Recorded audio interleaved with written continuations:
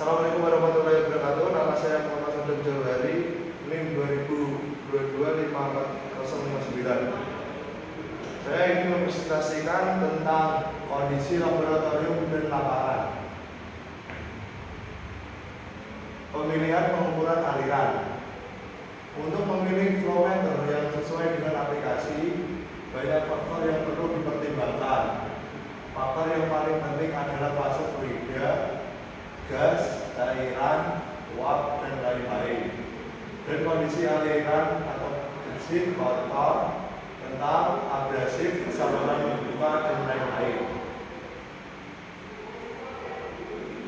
Selain itu, suhu lingkungan, pengaturan, misalnya korosif, ekrosif, di dalam ruangan, di luar ruangan. Metode pemasangan atau penyisipan, jepit, atau segaris, dan lokasi flow meter juga perlu dipertimbangkan bersama dengan faktor-faktor lain yang mencakup penurunan tekanan, maksimum yang diperbolehkan, akurasi diperlukan, pengulangan, dan biaya pengaturan awal, pemeliharaan, dan latihan. B. Pemasangan pengukuran aliran. Flow meter perlu diintegrasikan ke dalam sistem perpipaan yang sudah ada, yang direncanakan agar dapat berfungsi dengan baik. Ada dua jenis metode pemasangan flow meter, yaitu metode pemasangan X-beam lane dan metode pemasangan penyisipan. Mode lane mencakup konektor, pipa, hulu, dan hilir. Sedangkan mode pemasangan memasukkan probe sensor ke dalam pipa. C. Klasifikasi flow meter. Karena flow meter merupakan instrumen padu yang mengukur kuantitas aliran yang berbeda dengan teknologi yang berbeda. Dalam karakteristik yang dapat dirujuk dalam mengkategorikan flow meter. B. Flow meter tekanan diferensial. Pengukuran aliran tekanan diferensial dalam kebanyakan kasus menggunakan hubungan antara tekanan dan kecepatan aliran. Peralatan ini mengarahkan aliran ke bagian dengan luas kenapan yang berbeda atau diameter pipa yang berbeda, yang menyebabkan variasi dalam kecepatan aliran dan tekanan.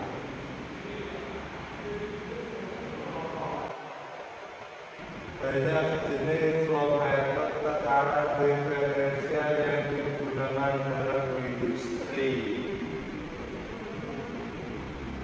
Dalam industri, Orifice 1, Orifice plat data, 2, tabung Venturi, 3, Russell, 4, baji segmental, 5, Vicon elemen,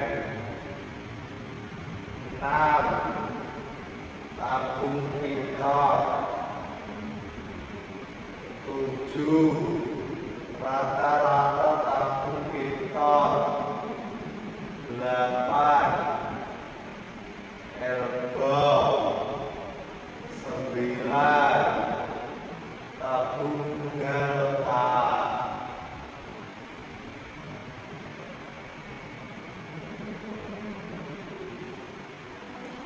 Jenis-jenis fasa fluida kriogenik, gas bersih, kotor, cair, atau bersih, kotor, kental, korosif, super panas, jenuh uap, debul cair, abrasif, ukuran garis 6 sampai 300 mm.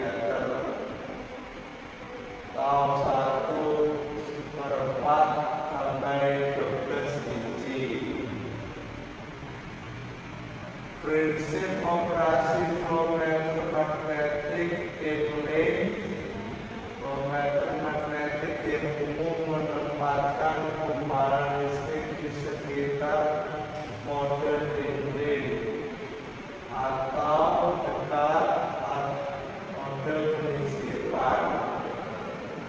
Pipa aliran yang akan diukur dan memasang sepasang elektroda di sepanjang bibir pipa atau model dinding atau di ujung flowmeter model penyisipan. Persyaratan penggunaan flowmeter magnetik adalah bahwa fluida harus bersifat konduktif. Konduktivitas listrik fluida harus lebih tinggi dari 3 atau cm dalam kebanyakan kasus. Lapisan bahan non-konduktif sering digunakan untuk mencegah tegangan menghilang ke bagian pipa saat dibuat dari bahan konduktif.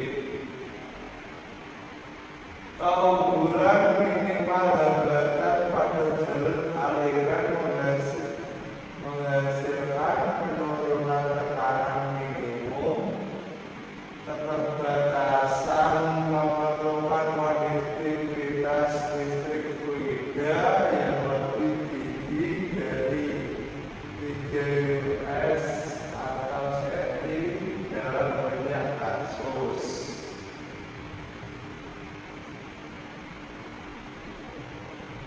Keakuratan flowmeter perbedaan positif bergantung pada integritas segel kapiler yang memisahkan cairan yang masuk ke dalam paket-paket terpisah.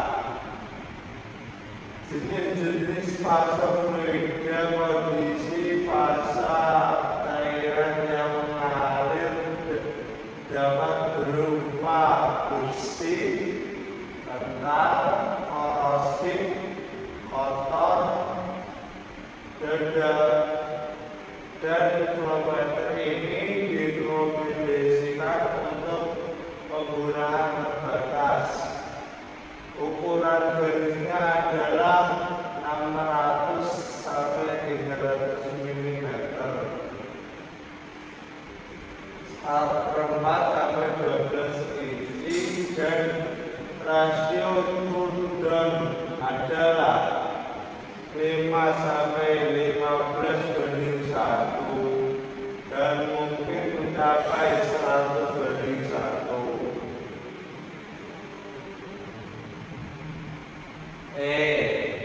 Pengukuran aliran Coriolis. Alat ini tergolong baru dibandingkan dengan flowmeter lainnya. Alat ini tidak terlihat dalam aplikasi industri hingga tahun 1980-an. Keunggulan flowmeter Coriolis adalah dapat mengukur laju aliran massa secara langsung, yang menghilangkan kebutuhan untuk mengimbangi perubahan suhu, viskositas, dan kondisi tekanan.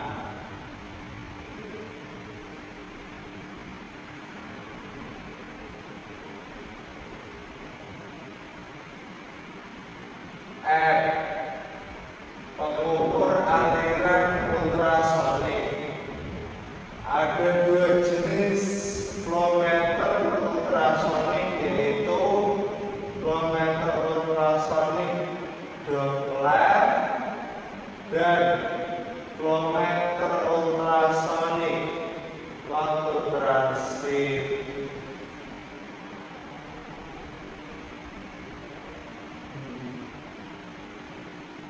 Terima kasih. Jika mau bertanya silakan yang banyak.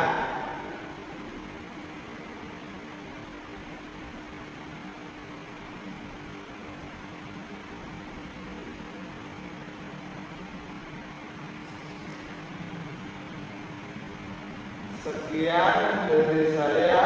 Terima kasih. Wassalamualaikum.